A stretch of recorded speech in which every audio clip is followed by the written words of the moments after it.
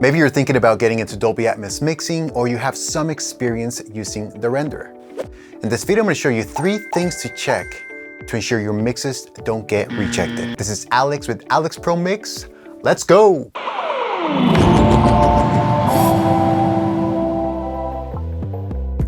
Hey guys, what's up? This is Alex with Alex Pro Mix, your old favorite channel on YouTube to learn all things mixing and mastering in stereo and Dolby Atmos.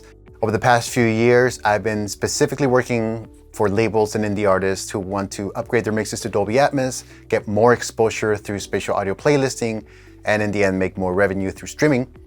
And over the past year, in 2022, I delivered over 100 Atmos mixes to labels. Also, I am certified with both UMG, which is Universal Music Group, and Warner Music Group. And in my experience of getting into this new technology, I've come across some hurdles. And the purpose of this video is for you guys to prevent those errors and those rejections so that you can instill that confidence with your clients and do an awesome job mixing. All right, so let's jump right in. So in this video, what I want to talk about is 3 things that you need to check when you have your mixes done in Dolby Atmos. But this video is specifically a technical specification that you need to pay attention to so that your mixes don't get rejected. The reason I'm bringing this up is because I had my mixes get rejected and it wasn't a good feeling. You know, there was a little bit of unsurety from the label, and I had to fix that like right away to build in that confidence, and that's super important. Whether you are an entrepreneur, whether you're a mixer, whether you want to get into this business, you have to be able to communicate with people, you have to own up to your mistakes. And hopefully by this video, by showing you this video and this technique, you guys don't have to make the same mistakes that I did. So before we jump into what those 3 things are, I want to play a track that I did for Billy Lockett. This is available on Apple Music, Tidal, on your favorite streaming service. It's an awesome song that I really enjoyed mixing called Sushi. We'll play a little bit of it and we'll use this as the example. Here we go.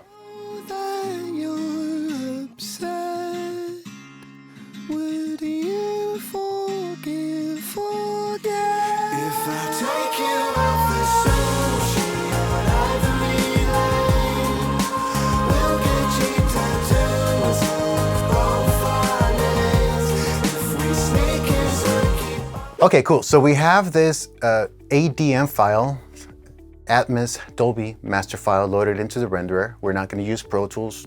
We're done with the mix. All the changes have been approved, and this is the master file. And there's a couple of things that I want you guys to be mindful of whenever you are delivering this master file to your clients so that they can ingest it and get it published.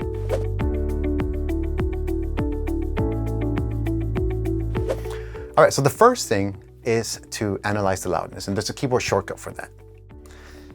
On a Mac, you want to click Command L, and this is going to bring up this window called Loudness Analysis. Click on this button called Analyze Loudness. And what this will do is this will analyze the whole song and basically give you loudness analysis, as the name implies. And there are 2 areas that you want to pay attention to when you're analyzing your master for loudness. The first one is this one right here called Integrated.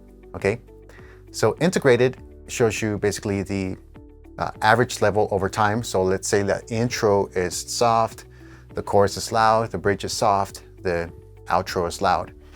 This will basically average out the loudness from beginning to end. Based on your DAW and how you have your routing set up with beds or objects, I haven't found a way to analyze my song in real time by using objects in the bed that's like accurate. So I always find myself 2 things.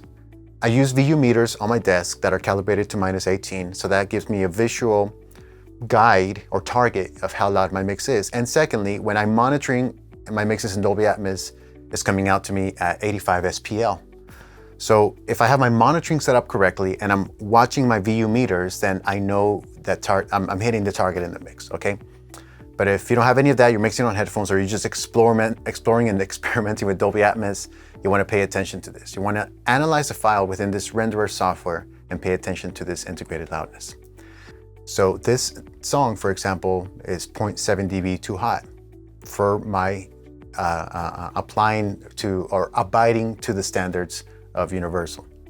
So I would bring the output trim knob on my mix so I can reach this at -18. That's the first one, all right? The second one is this one, which is more important. It's called true peak. True peak actually measures the true peak of the mix from beginning to end. And if this exceeds -1, it will definitely get rejected.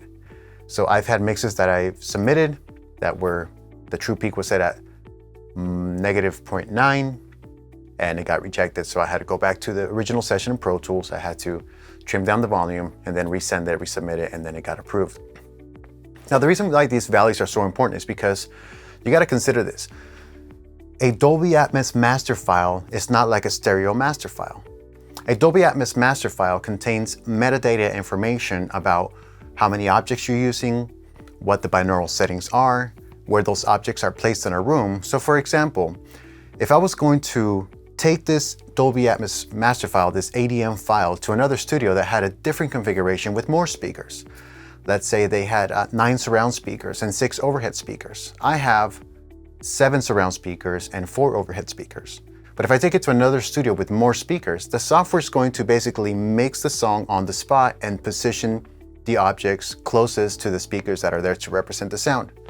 I know that sounds confusing, but it's not. It's actually a scalable system, if you will, because you do one mix, and that mix, if you add more speakers or play it in a room that has more speakers, you're just gonna get a higher fidelity out of that mix, but you're not gonna lose or miss anything, okay? Now, when this Dolby Atmos mix gets folded down into 2.0 or stereo, then these values are super important because this true peak level is gonna be much higher than -3 once it gets folded down into stereo, and so is the integrated loudness. So these are the first 2 checkpoints that I wanna mention when you're delivering your masters.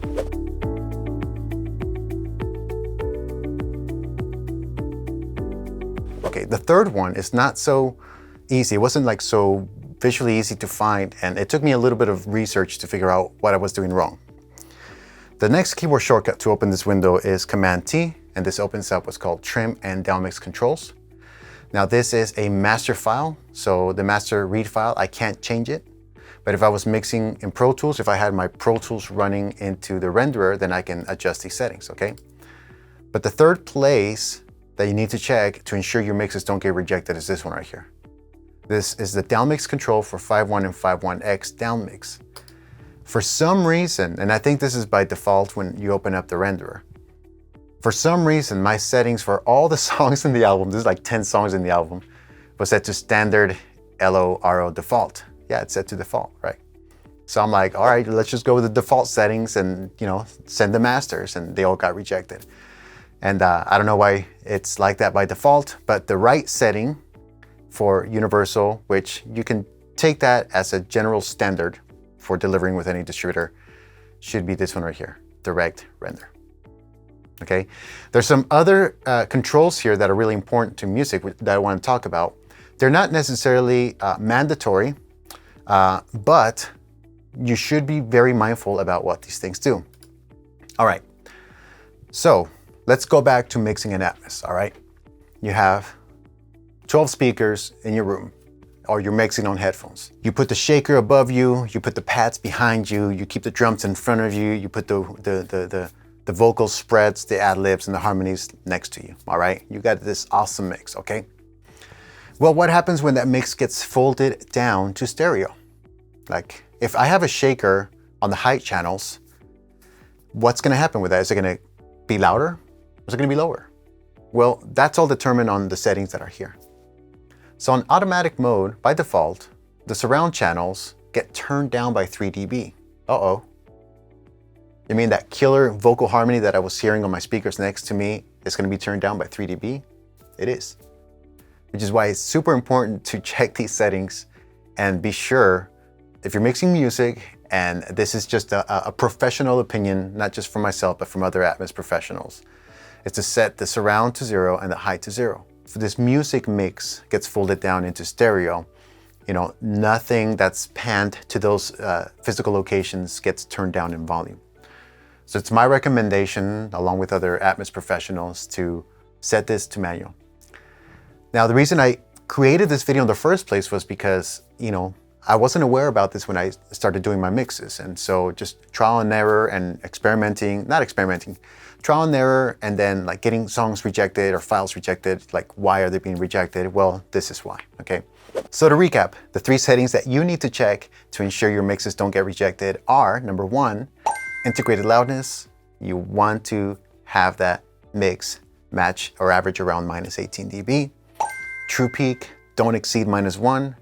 And then lastly, in the trim settings, ensure that the 5.1 down mix is set to direct render. As an option, enable manual, and make sure the surround and height channels are set to 0 trim mode. So that's all the time that we have for this video. If you guys have additional questions, please feel free to leave them on the comments below. If you guys want to check out more details on mixing in Dolby Atmos, be sure to hit me up at alexpromix.com, where I have courses, blog posts, and obviously I do this for a living. This is a service, so if you guys don't have a studio or you're just experimenting on your mixes on headphones, you can hit me up there as well. Thank you guys again so much for watching. I appreciate your time. Till next time.